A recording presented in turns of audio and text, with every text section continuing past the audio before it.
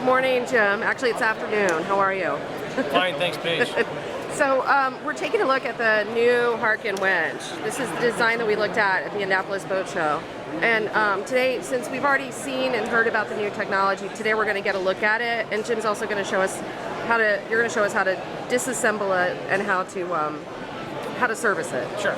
Okay. So get us started. What do we do here? Okay, first of all, you'll need a slot screwdriver to remove the center bolt, the center machine screw that holds the...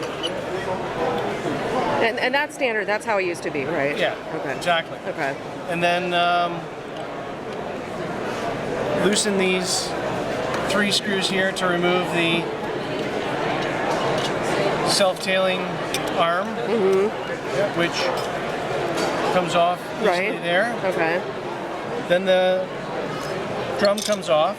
Okay, and now we're seeing some of the new stuff, right? Exactly. Okay. So tell me what we're looking at here. What we're looking at here are roller bearings, which are a composite roller bearing, much like our Grand Prix racing winches. Different from our past winches and others in the market because they are composite, whereas most in the market are stainless steel roller bearings on a bronze center structure. Okay. Our winch structure is aluminum alloy. It's hard coat anodized and Teflon impregnated like our blocks, like our drums, and therefore we can use a composite roller bearing with minimal friction. One of the neat things about the composite roller bearings is they don't need lubrication, much like the ball bearings in our blocks. That reduces the mess, it reduces the impact on the environment and the need to have a grease or an oil on your roller bearings. Okay, great. What we have done is we put a little lip machined here so that you can remove these, but you don't really need to. Yeah, okay. They won't be. They won't have the tendency to stick inside the drum. So let's see what's next. So basically, to maintain these, all you need to do is keep them clean. Soap and water. That's it.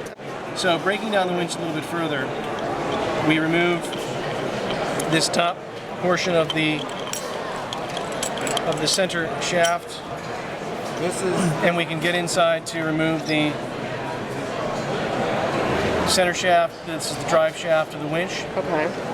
This is the same drive shaft that you would remove if you were going to install an electric motor to this winch. This drive shaft would be replaced by one that would extend down below the base of the winch. Each winch from size 40 up is drilled and tapped to accept the flange of the gearbox of the motor. Okay, and what size are we looking at right now? This is a 40. Okay. Excuse me, 35. Okay. So from 35 up, they can be electrified.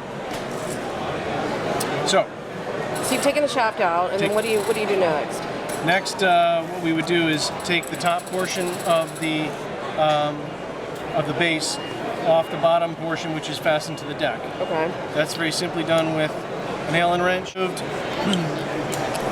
these screws here to separate the top from the bottom of the base.